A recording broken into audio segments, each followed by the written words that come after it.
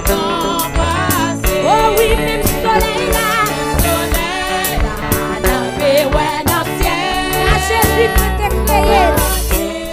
Il t'est créé, oui, bien lumière.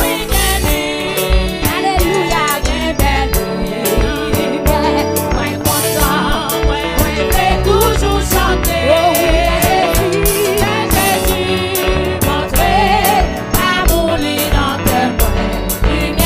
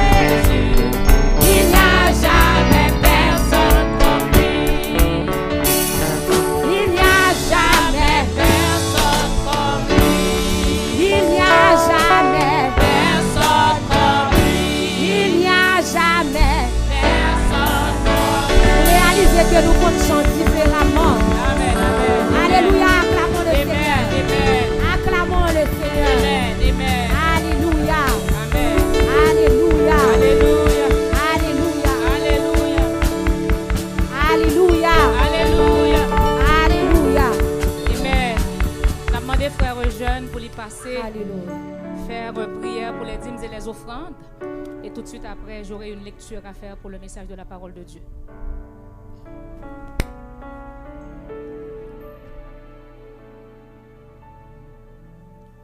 Prions le Seigneur, éternel Dieu Tout-Puissant, Papa nous qui est dans le ciel là.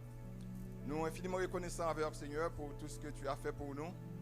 Et depuis que nous rentrons dans Saint-Ça, Seigneur, c'est comme ça que nous avons béni à travers les chants et des cantiques, Seigneur, que nous avons propulsés vers nous-mêmes. Nous sentons contents et nous réjouissons en pile, Seigneur, pour tout ça que vous faites pour nous et pour tout, bon Dieu, et pour de grandes merveilles que vous faites à travers dans la vie, nous, Seigneur. Et nous disons merci. Et ça montre nous, Seigneur, que vous-même vraiment, il n'y a personne qui comme vous-même, parce que vous-même, vous sommes Dieu d'amour, Dieu tout-puissant, Dieu qui gagne tout, oh Dieu, tous les bons côtés dans mes lignes. C'est un Dieu que nous ne sommes pas capables de comparer, un Dieu que nous ne sommes pas jamais joindre encore sous tes ça, Seigneur. Nous disons merci, Seigneur, pour bien faire, pour toute grâce. Et dans le moment ça, Seigneur, nous continuons de dire merci aussi pour, oh Dieu, les dîmes et les offrandes que vous te permettent, oh Dieu, nous recueillir, Seigneur, dans nous. Et nous connaissons chaque monde qui te longé meilleur, Seigneur, oh Dieu, dans corbeille ça, pour participer dans l'offrande ça. Et vous capable de bénir abondamment, Seigneur. Et ça, vous pas capable de bailler tout. Ou bien, Seigneur, pour une raison que je ne sais pas, Seigneur, mais vous connaissez. Et vous connaissez des cœurs, Seigneur. Et avec ça, qu'on va bénir tout, Seigneur. On va capable de permettre que vous marcher, Seigneur, selon que nous sommes capables. Et avec nous les moyens, plus de possibilités, Seigneur, pour nous capables, Seigneur, avancer dans l'œuvre ça. Seigneur, nous remettons ça dans la main. Et côté serviteur qui vient pour prêcher Pita, qu'on est capable d'accompagner les Seigneur. Personne qui l'a, nous finissons parce que nous avons besoin de quelque chose. Nous avons besoin de quelque chose, Seigneur, pour la vie. Nous avons besoin, Seigneur, d'une sorte de rafraîchissement, Seigneur, spirituel, qui peut manger, qui peut capable de nourrir, Seigneur, nous. Et c'est pour ça que nous venons. Nous avons préparé serviteurs, Seigneur, afin que, Seigneur, ou Dieu morceau, et par là qu'il va l'offrir nous, capable de venir directement de vous-même, ou capable de sceller avec cet esprit, et toute parole qu'il va dire, capable des paroles, Seigneur, ou Dieu, et régénératrices, Seigneur, des paroles réconfortantes, et que des paroles qui sont capables vraiment s'aimer sous nous, Seigneur, un souffle de vie, un souffle de spirituel qui est capable de faire nous revivre, éternel. Nous comptons sur vous et nous espérons nous-mêmes seuls dans le précieux de notre Fils Jésus. À lui seul appartiennent le règne, la puissance et la gloire au siècle des siècles. Nous prions. Amen.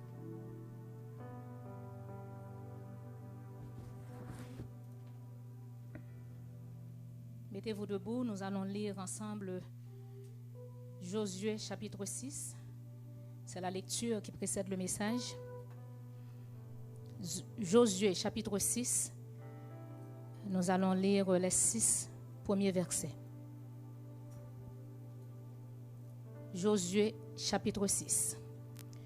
Jéricho était fermé et barricadé devant les enfants d'Israël.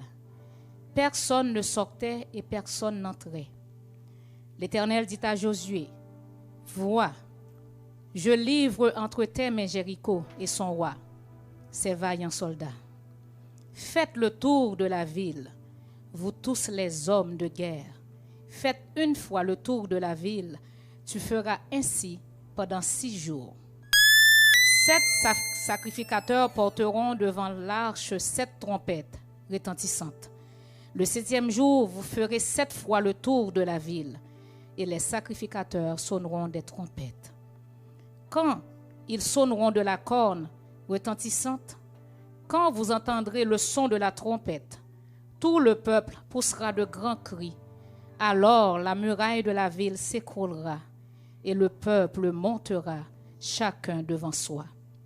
Josué, fils de Nun, appela les sacrificateurs et leur dit, « Portez l'arche de l'alliance et que 7 sacrificateurs portent 7 trompettes retentissantes devant l'arche de l'Éternel. » Parole du Seigneur.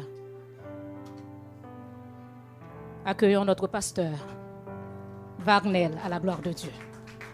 On accueille livre serviteur. Amen. Amen. Merci, asseyez-vous.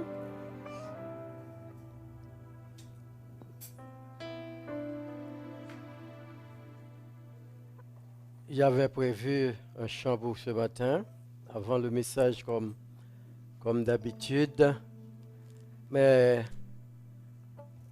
je dois confesser que j'ai été vraiment traversé par un chant qui a chanté ce matin par sœur Sterlina. C'est à mon bon Dieu, puis grand passé. C'est pourquoi je vais demander à sœur Sterlina et aux musiciens de chanter pour moi. Nous allons chanter ce chant toujours en guise d'adoration et de consécration avant le message de la parole de Dieu.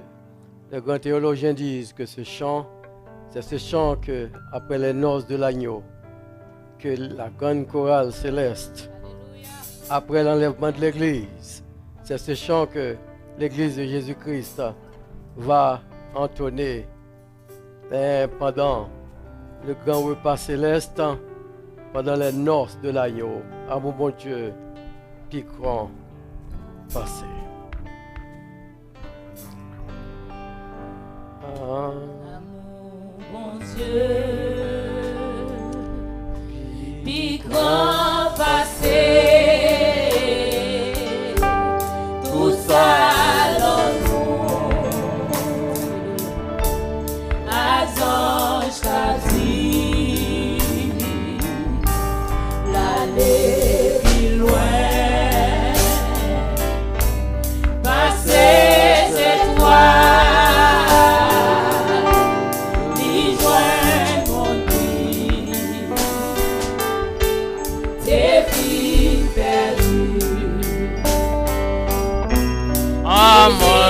Mon Dieu, cherche mon Dieu dans la peine, péché, si on me trouve, n'est péché, oh.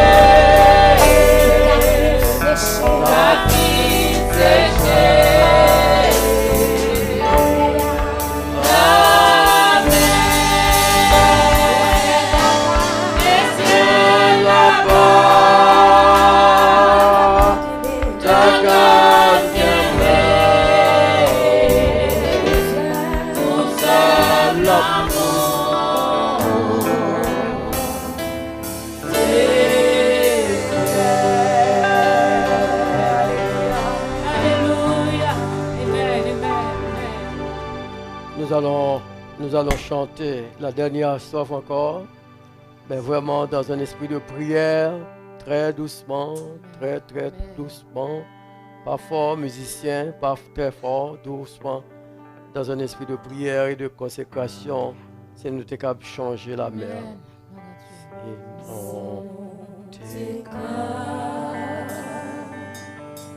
Changer la mer, qu'on l'entende dans le ciel, là pour l'église, si tout boit sous la tête est plus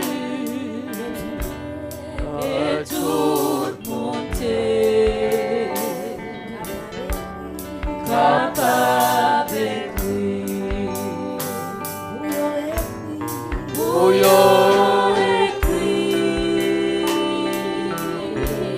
un monde entier la fine séchée la mer et ciel là-bas ta qualité tout seul l'amour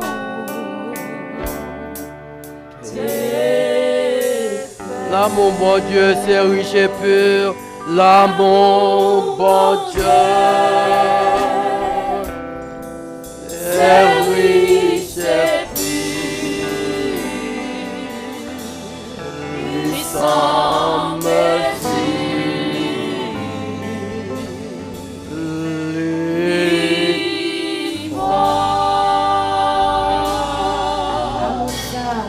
Amour, ça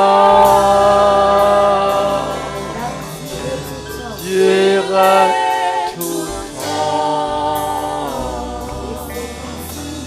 C'est parti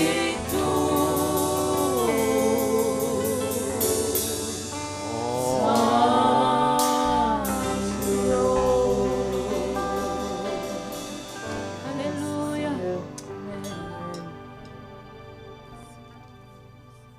Béni sois-tu, ô Père. Alléluia.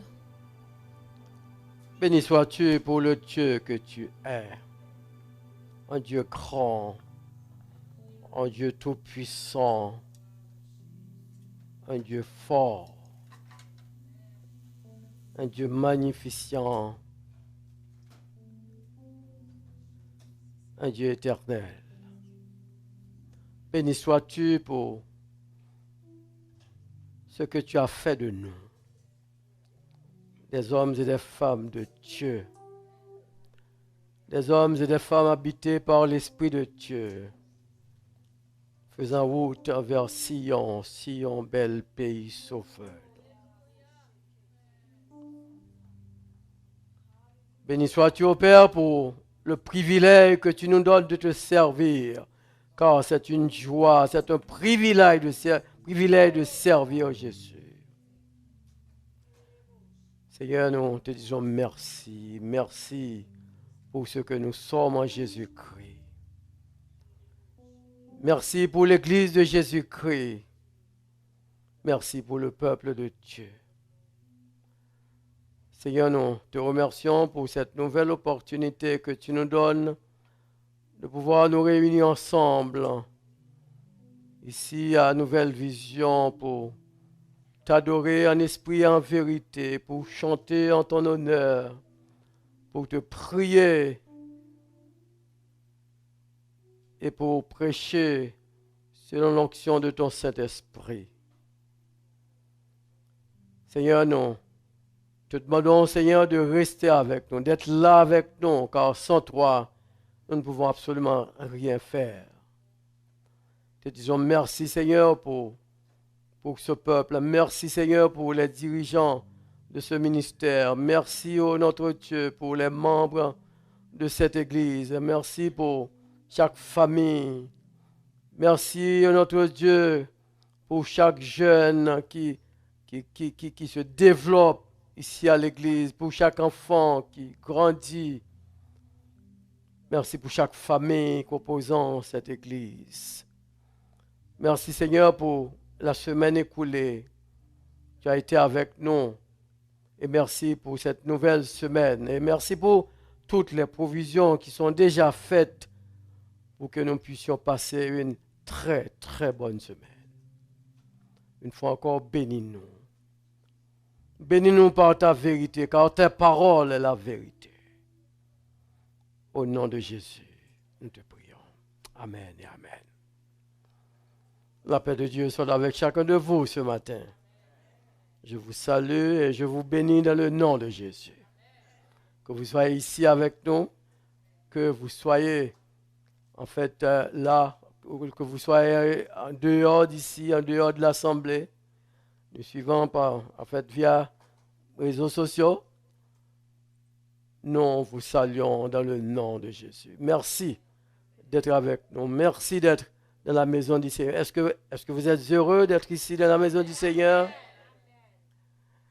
Et nous saluons la présence de pasteur et madame Germain. C'est vraiment, c'est un plaisir de vous voir.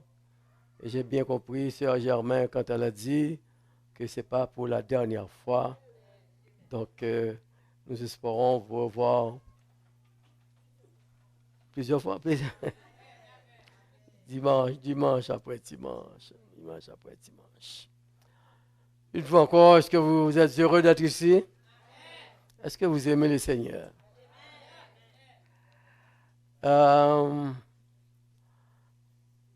Nous aimons tout, nous va dire non. Est-il? Ah, fan, dis ça. Et là, on a dit ça, pas oublier, fan, garder manger. Je suis très heureux avec vous. Très, très, très heureux avec vous.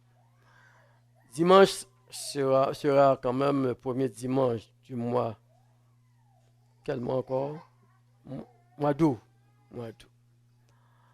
Et nous, à partir de dimanche prochain, chaque premier dimanche du mois, nous allons avoir ce qu'on appelle une offrande missionnaire. Ça, toute l'église supposée qu'il y a une petite caisse missionnaire. C'est ça qui peut faire prêcher l'évangile partout dans le monde.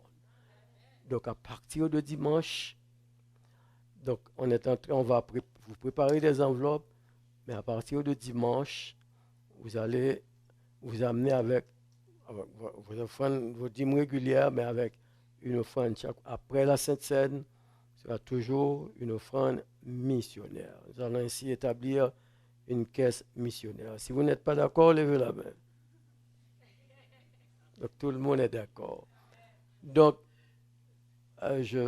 vous connaissez, il y a des pasteurs qui ont un côté dictateur la caillou. Je fixe le montant. Le minimum, c'est $5 pour l'offrande missionnaire. Minimum. Je parle de minimum. Je ne parle pas de maximum. Le minimum. Faites tous vos efforts pour cette offrande missionnaire. Mais tout à l'heure, on va également avoir une offrande en fait de construction. Parce que nous ne pouvons pas être là dans louer tout le temps. Il faut commencer par construire. Vous êtes d'accord avec moi? Donc, là où nous sommes, nous avons en fait une option d'achat. Donc, ça veut dire à un certain moment donné, il va falloir acheter. Et nous allons nous fixer, nous allons nous donner des objectifs, nous allons chercher qui temps. Donc, parce que nous ne pouvons pas être là dans tout le temps. Nous sommes un grand peuple, nous sommes le peuple de Dieu. Et puis nous sommes en bataille, pas oublier. Hein? Nous sommes d'accord avec moi. Hein? Donc, bientôt nous avons ouvert également en fait l'offrande de construction pour acheter. La banque Mando Daron, et Daron ça c'est nous pour gagner par le biais de notre offrande de construction.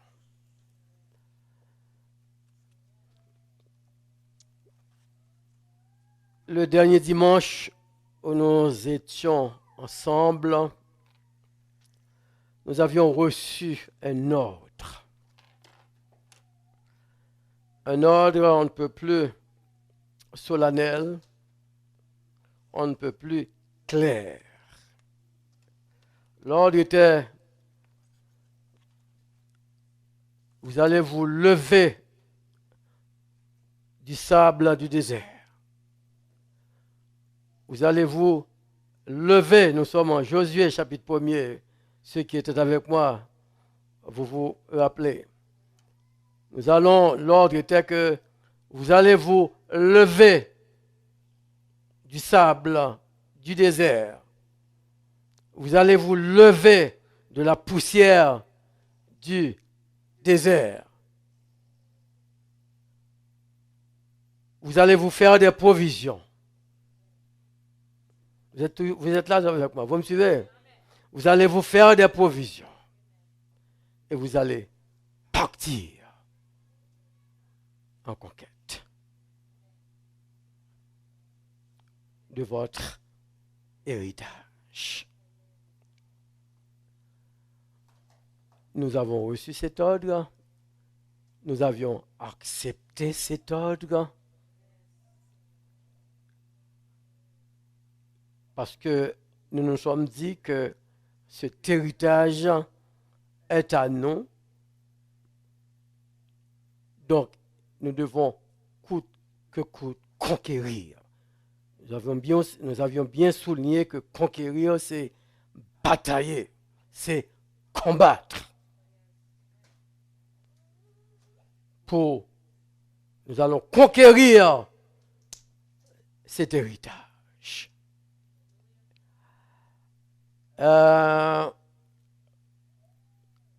Pratiquement, on s'était vraiment levé. On a fait du progrès. Puisque là, nous sommes en Josué chapitre 1er, verset 11. Levez-vous car il était question dans 3 jours. Vous devez traverser le Jourdain. Parce que Canaan, c'est après le Jourdain. Vous ne pouvez pas entrer Canaan sans traverser le Jourdain. Vous êtes là avec moi? Donc, le message, du moins l'ordre, était dans 3 jours. Vous devez traverser le Jourdain. Nous avons fait du progrès. Puisqu'en Josué chapitre 3, là nous sommes en Josué chapitre 1er, verset 11, dans 3 jours. Donc l'itinéraire, c'est de 3 jours. Je dis que nous avions fait du progrès parce que en Josué chapitre, nous avons vraiment obéi à l'ordre. En Josué chapitre 3, verset 5, sanctifiez-vous, car demain, là nous avançons. Est-ce qu'il y a quelqu'un qui est d'accord avec moi là? Car demain, pratiquement, au lieu de 3 jours, disons que nous sommes dans 2 jours. Avançons, nous avons encore fait du progrès. Nous sommes en Josué chapitre 3, verset 7. L'Éternel dit à Josué, aujourd'hui, ah là, ça avance là. Aujourd'hui, préparez-vous à traverser le Jourdain. Parce que je vais t'élever aux yeux du peuple aujourd'hui. Nous avions en fait, l'itinéraire total, c'était 3 jours. Dans Josué, nous disons, dans Josué chapitre 3, verset 5, c'était pratiquement 2 jours. Mais là, nous sommes aujourd'hui. Dans Josué chapitre 3, verset 7, nous sommes aujourd'hui. Donc, nous progressons. Dans Josué chapitre 3, toujours Josué chapitre 3, verset 12, maintenant. Oh là là. Est-ce que voyez-vous le progrès? Nous sortons de 3, 2 jours, aujourd'hui, ça veut dire 1 jour, Et puis, c'est maintenant. Savez-vous, chers frères et sœurs, que la vie chrétienne est un éternel maintenant? Autrefois, vous étiez maintenant.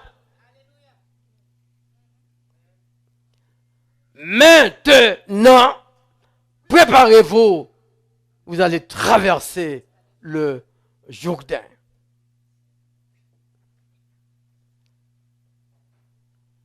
L'Éternel a demandé à Josué de réunir tout le peuple. Hier, aujourd'hui, quand c'était aujourd'hui, nous étions au bord du Jourdain. Mais maintenant, nous sommes dans le Jourdain. L'Éternel a fait ce qu'il devait faire. Il a coupé les eaux du Jourdain en deux. C'est sec comme la mer Rouge. C'est devenu sec. Et puis, l'Éternel, Josué a dit au peuple, maintenant, traversez le Jourdain. Tout le peuple a traversé le Jourdain. Et frères et sœurs, aujourd'hui, nous sommes à Canaan. Un bravo pour l'Éternel. Donnez une main à l'Éternel. Nous sommes, où ça? Voilà. Nous sommes à Canaan. Une fois le Jourdain traversé, nous sommes à Canaan. Le pays où coule le lait et le miel. Le pays de notre héritage. Une fois traversé le Jourdain, nous nous trouvons à Canaan. Nous sommes sur le terrain de la victoire.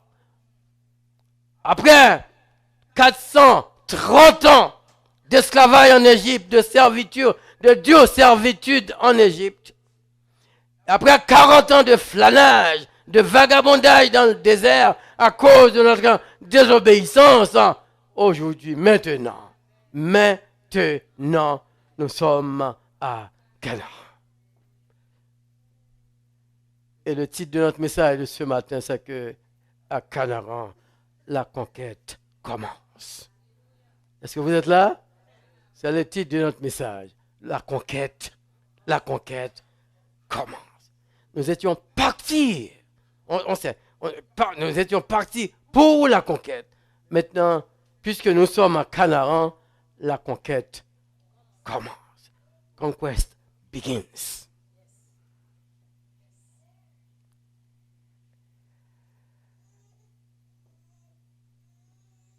C'est pas facile.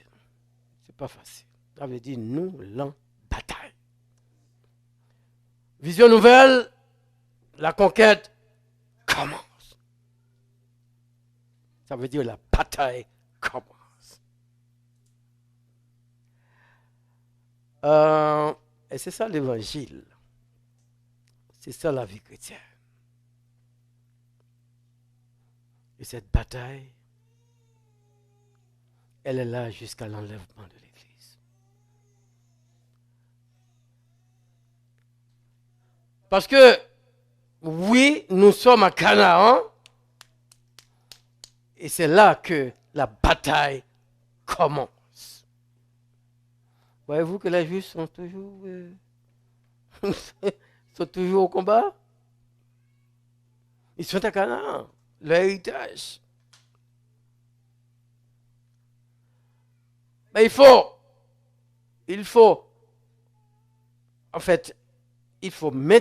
non seulement jouir de l'héritage, mais il faut maintenir l'héritage. Vous êtes avec moi? Il faut maintenir l'héritage. Parce que c'est une bataille de tous les jours.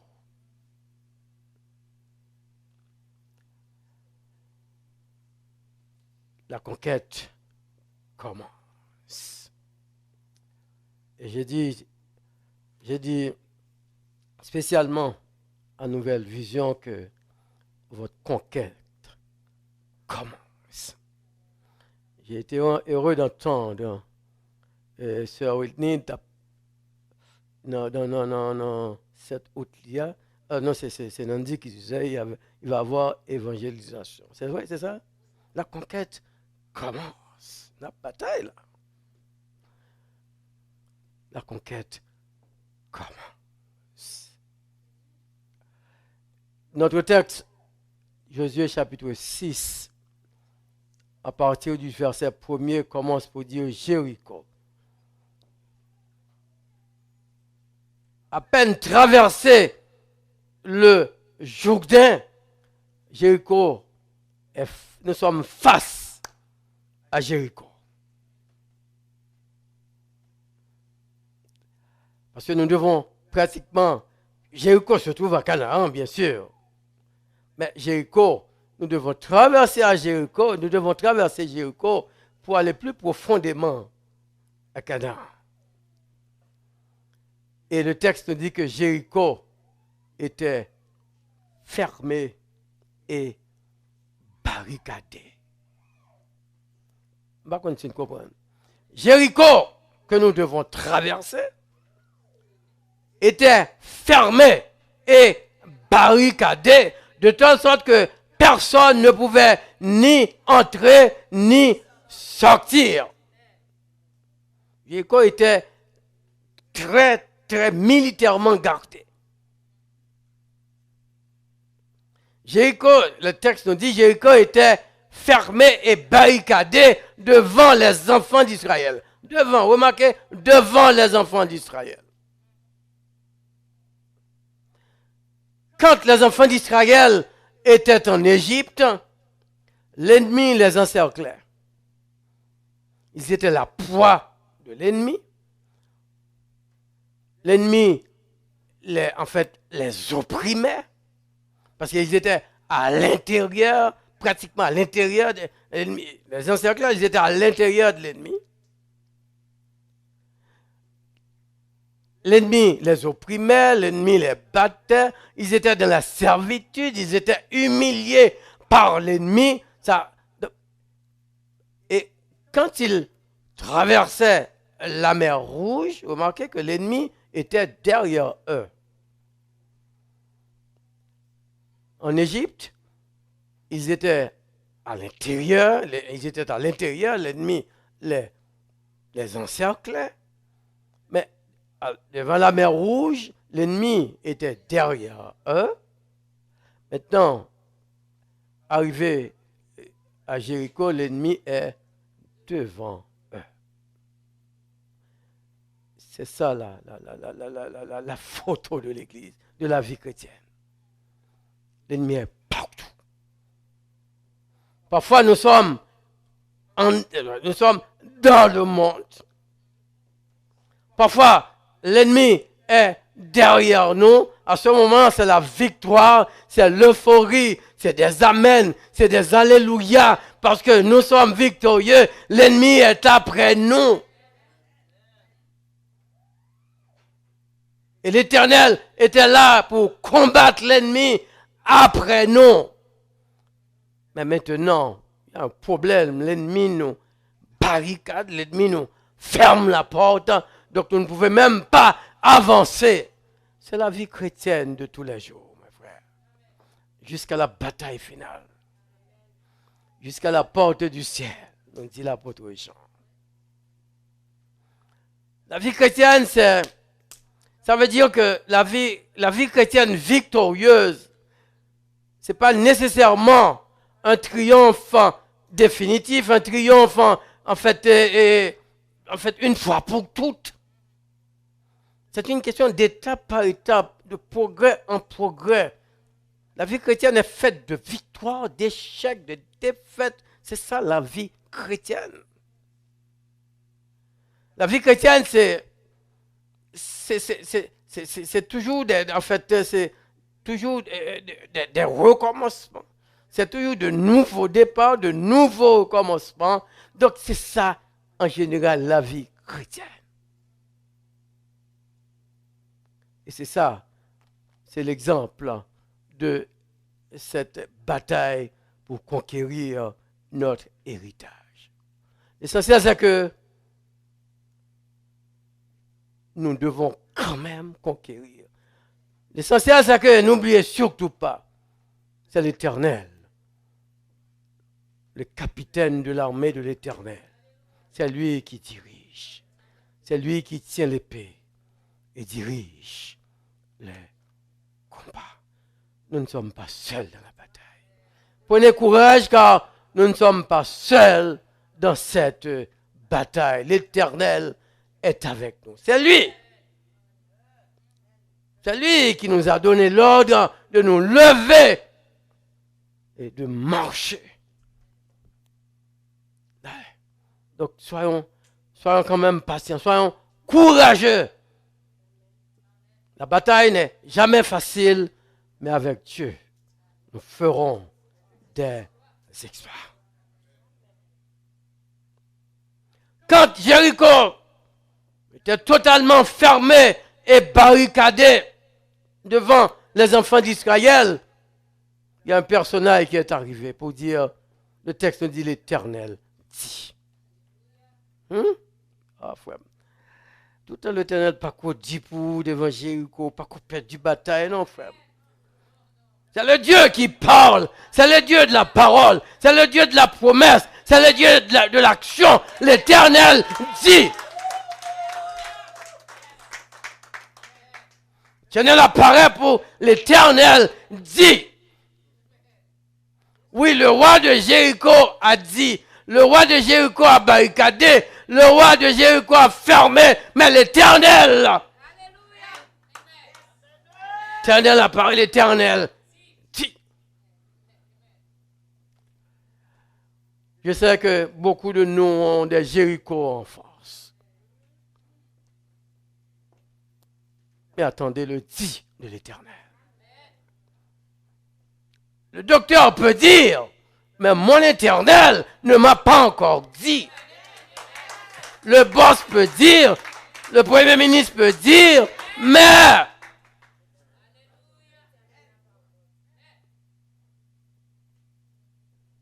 j'ai un Dieu de la parole, un Dieu de promesse, Dieu qui a parlé dans le temps, Dieu qui a fait la création avec la parole. Je sais que ce Dieu me parle encore.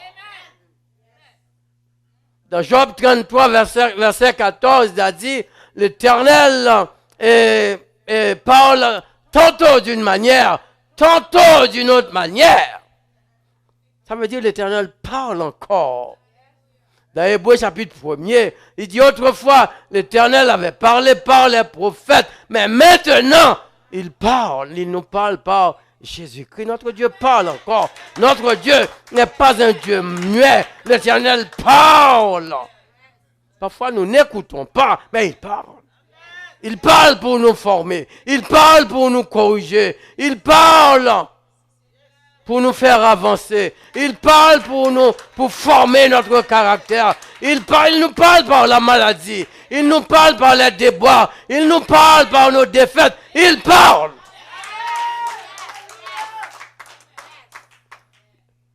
Il parle également pour nous protéger. Il parle également pour nous garder. Il parle pour nous défendre. À un certain moment donné, il va dire à l'ennemi, arrêtez et sachez que je suis Dieu. Vous maltraitez mon enfant, vous persécutez mon enfant. Il parle pour nous. Non seulement il parle à nous, mais notre Dieu, il est notre défenseur. Il parle pour nous. Fun, quoi dans bagaille ça? Ok, bon Dieu, qui défend nous tout le temps, jour et nuit. L'apôtre Pierre dit, nous avons un avocat. L'apôtre Jean, nous avons un avocat auprès du Père. Un avocat est là pour vous défendre, pour défendre son client. Donc nous sommes le client de Dieu. Il est là pour nous défendre. Depuis son ascension. La Bible nous dit que Jésus est assis à la droite de son Père en train de défendre son enfant. Pourquoi? Parce que il y a notre ennemi numéro 1. Par contre, comment monsieur a accès? C'est mystère. Il a accès au trône de Dieu. Il a un accès au trône de Dieu. Notre ennemi, il nous accuse constamment. Chaque fois, chaque fois ou font bagaille qui mal. Chaque fois, bah, yon ti menti. On dit, yon ti menti, on va dire, gros l'autre péché ou non? Chaque fois, bah, yon ti menti. Satan se présente automatiquement devant Dieu. Pour dire, ah, cette sœur a péché, elle a menti. Oh, car, puisque le salaire du péché, c'est la mort, tu es là pour moi tout de suite. Et comme ça, il a marché dans celle-là. Oh, t'as mouru longtemps, mourir. Oh, gloire à Dieu, c'est à ce moment que l'avocat va apparaître tout de suite. Vous dites, c'est vrai. Il va excuser ou non?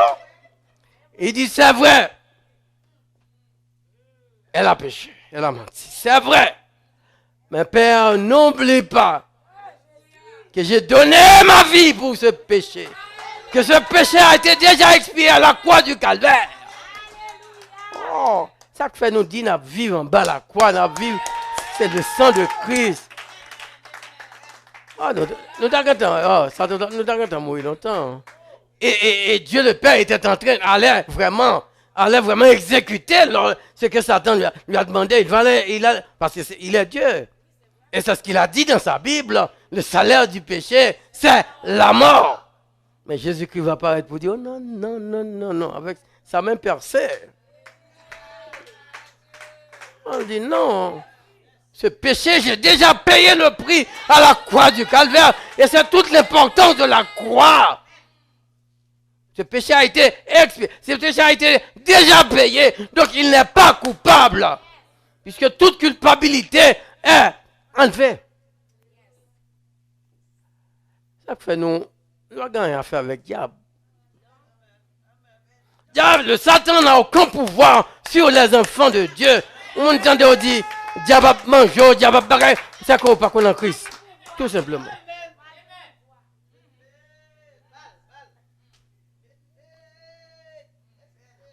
L'Éternel dit. L'Éternel parle pour vous. Tendez dans le corps, l'Éternel qu'on parle, il a parlé pour vous. Il a parlé pour un pile monde déjà. Il est le Dieu des orphelins, des veuves et des orphelins.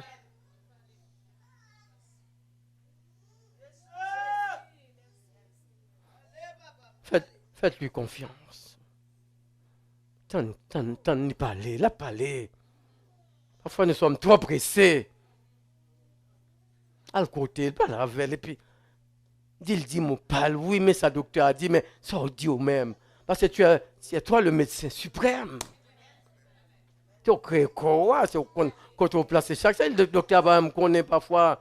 Docteur, voilà. L'Éternel dit. Il va donner ses ordres à Josué. Il va donner le plan de la bataille parce que Jéricho est là. Jéricho est en face. Jéricho devient un obstacle. On ne peut pas traverser Jéricho. L'Éternel va définir son plan de bataille à Josué. Et dans le texte que nous avons lu, Josué, c'est un indial pour nous, dans Josué chapitre 6, verset 1er. 6. Non, il y a à peu près 4 stratégies, 4 plans. Sur le plan de bataille, il y a en fait 4 stratégies que l'Éternel a données à Josué. Il y a 4 plans, 4... Ouais, est-ce que il y a 4 pas 4 éléments, mais c'est 4 plans de bataille. 4 plans de bataille. 4 stratégies en quelque sorte. Ou du moins 4 grands principes. 4 grands principes spirituels. Des principes qui doivent servir à tous les enfants de Dieu. Premièrement, est-ce qu'il y a une bataille? Est-ce que la conquête est là? Est-ce que vous avez vraiment cet esprit de conquérir votre héritage? C'est ça, oui, fort héritage, à fort conquérir. C'est votre détermination, c'est votre conviction. Il faut. le premier principe que l'Éternel a donné à Josué et qui doit nous servir également. Il dit, Josué, vous allez combattre pour la victoire, mais à partir de la victoire. Je vais vous expliquer. Vous allez combattre pour la victoire à partir d'une certaine victoire, pratiquement à partir de ma victoire, moi. Est-ce que vous êtes là? Vous allez combattre pour la victoire, mais à partir de la victoire. Ça veut dire que vous n'allez pas combattre à partir du néant, parce que votre victoire est déjà là. La victoire fondamentale est là. C'est à partir de cette victoire fondamentale. C'est ce qu'il va dire à Josué. Je te livre, Josué. Je te livre, Jéricho. Et pratiquement tous ses habitants et ses rois, ses combattants. Je te livre. Josué, la bataille n'est pas encore commencée. Je te livre. Je te livrerai après la bataille, mais je te livre avant la bataille. C'est pourquoi je dis que c'est à partir de cette je te livre, à partir de cette victoire, vous allez combattre pour la victoire. Le plan de bataille de l'Éternel. Vous combattez à partir de cette parce que je te livre. N'oubliez pas, vous êtes sur le terrain de la victoire. Nous sommes sur le terrain de la victoire. Depuis 2000 ans, beaucoup de guidons fait qui prennent nos côtés de théier, dans la boucle de théier, il nous a placés au pied, en bas de la croix. Donc, toute victoire, c'est en bas de la croix, elle commence. Est-ce que vous êtes là avec moi? Donc, depuis 2000 ans, donc c'est à partir de cette victoire, ça ne fait aucune victoire. En fait, chaque victoire gagnée dans la vie, c'est lever main en l'air, dire Seigneur, merci, parce que cette victoire ne vous appartient pas. Parce que vous combattez pour la victoire à partir de cette victoire déjà remportée par Christ sur la croix du calvaire. Chaque fois, il faut attendre, bon Dieu, victoire là déjà. La plupart du temps, en pile fois nous échouons parce que nous pas connaissons côté nous pas servi avec toi nous. Nous pas servi avec victoire initiale ça, victoire qui est Jésus-Christ, nous pas servi avec lui, nous servi avec propre victoire par nous, nous connaissons la victoire par nous. Non, nous échouons parce que cette victoire c'est un talent que bon Dieu va. Ça vale pour travail. Ça vale. Cette victoire, tu dois investir dans cette victoire. C'est un talent. Vous vous rappelez la parabole du talent dans Matthieu 25? L'homme qui avait un talent et qui avait caché ce talent, l'Éternel l'a traité de méchant serviteur. Parce qu'il n'a pas travaillé son talent. Il n'a pas travaillé sa victoire. L'Éternel n'a pas investi dans perdant. Amen.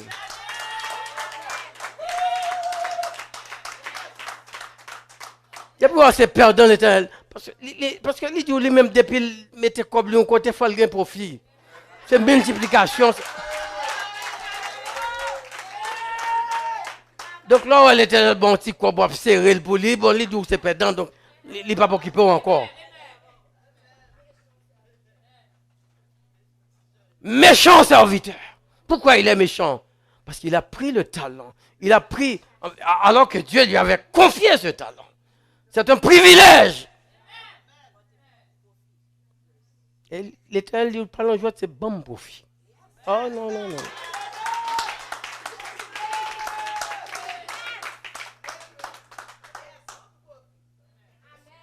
C'est un homme de profil, pas qu'on perde lui-même. Il a plus gros businessman qui a gagné. Il parle en profit, il en pète.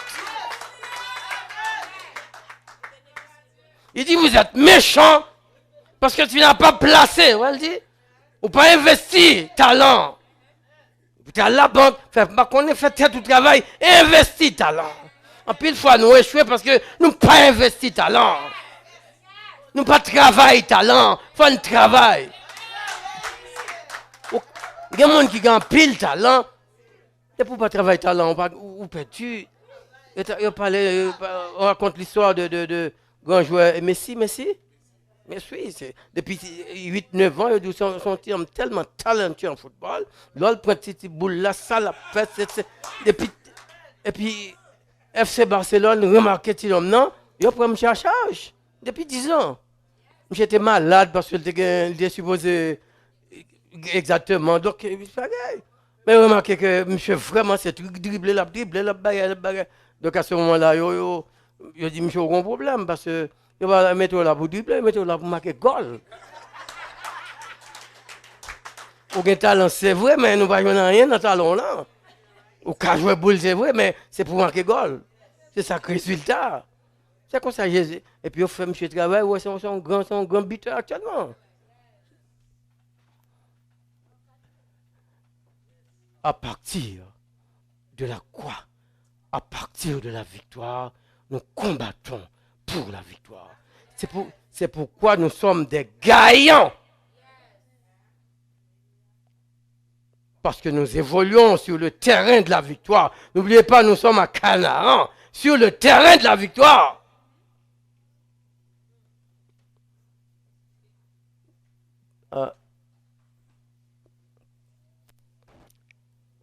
J'avais une sœur, elle s'appelle Sœur Bonhomme. Qu'au dimanche matin, dans l'église, premier dimanche du mois, c'est le chef chorale et c'est dame mission, dame, c'est elle qui va chanter dans, non, dame, un chorale de dames. Elle va chanter dans un chorale de dames et puis c'est lui qui est responsable. Et puis dimanche matin, c'était